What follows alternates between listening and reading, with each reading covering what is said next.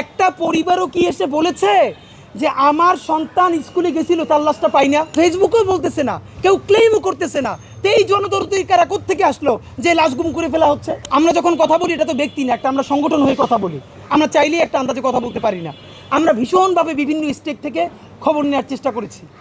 দেখেন, এই সরকারের হাজারটা দোষ ত্রুটি থাকা সত্ত্বেও এইটা কিন্তু হাসিনার সরকার না, এইটা ভারতের সেবাদার সরকার না, এইটা কিন্তু এখন আর্মি আর ডিজিএফ এর আয়নাঘরের রাষ্ট্র না। এই রাষ্ট্রটা এখন যেমনিভাবে হোক জনতার রাষ্ট্র।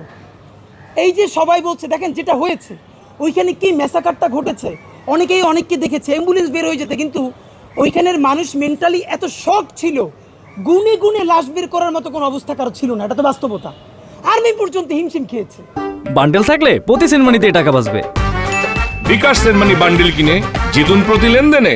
আর্মির 101টা সমালোচনা আছে, তবুও তো আমরা এই জায়গাটা প্রশংসা করতে চাই যে আর্মি, ইভেন আর্মিদের ট্রেনিং ভালো, তারা পর্যন্ত ক্লান্ত হয়ে দেখছি মাঠে শুয়ে পড়েছে আর পারতেছে না।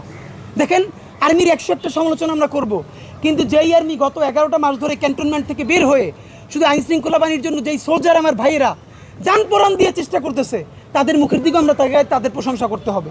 প্রথমত কথা হইলো, এখানে লাশ গুম কী করে হওয়া সম্ভব? দেখেন, এইটা কিন্তু কাউরে রাস্তা থেকে গুম করে ফেলে নাই।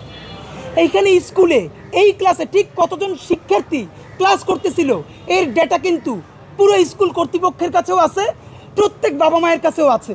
কারণ কোন বাবা মা তার সন্তানরা স্কুলে পাঠাইছে সেই বাবা মা তো জানে, গার্ডিয়ানরা সামনে অপেক্ষা করতেছে। নাম্বার 1। নাম্বার 2 হইল, এইখান থেকে যে লাশগুলো পাওয়া গেছে এখন পর্যন্ত আমরা মনে হয় 30 জন 29 জন অফিসিয়ালি ঘোষণা করা হয়েছে।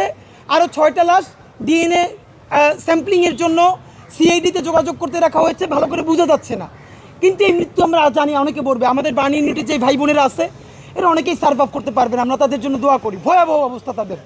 কিন্তু ব্যাপার হলো, এই যে লাশ গুম করা হচ্ছে এই কথাটা যারা বলছেন, একটা পরিবারও কি এসে বলেছে যে আমার সন্তান স্কুলে গেছিল তার লাশটা পাই না?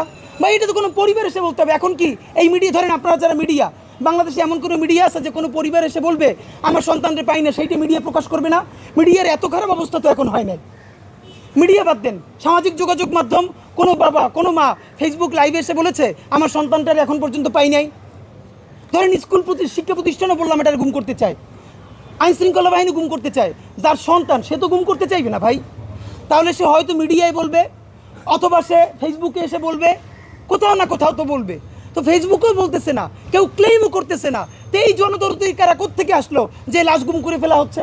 নাম্বার 2, এই লাশগুলো তো কোথাও না কোথাও, মানে যার সন্তানই ভাই সে পোড়া হোক, সে তো জানাজা দিছে বা দিবে, তো সে জানাজাই যদি দেয় তাহলে লাশ গুম করা হয়েছে কেমনে? তো এখন আমাদের বলতে হবে, আমরা আপনাদের মাধ্যমে বলতে চাই, এমন কোনো বাবা মা আপনারা যদি থাকেন, আপনার সন্তানের লাশ বুঝে পান নাই, আমাদের কি রিচ করেন, অথবা আপনারা মিডিয়ার সামনে আসেন।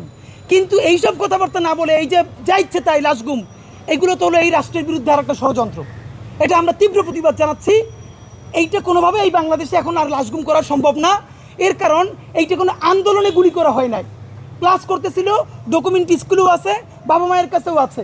সন্তানের লাশ বুঝতে না পাইলে তারা আমাদেরকে জানাবে, অথবা সামাজিক যোগাযোগ মাধ্যমে বলবে, হিসেব সোজা। আপনাদেরকে আর একটা কথা বলি।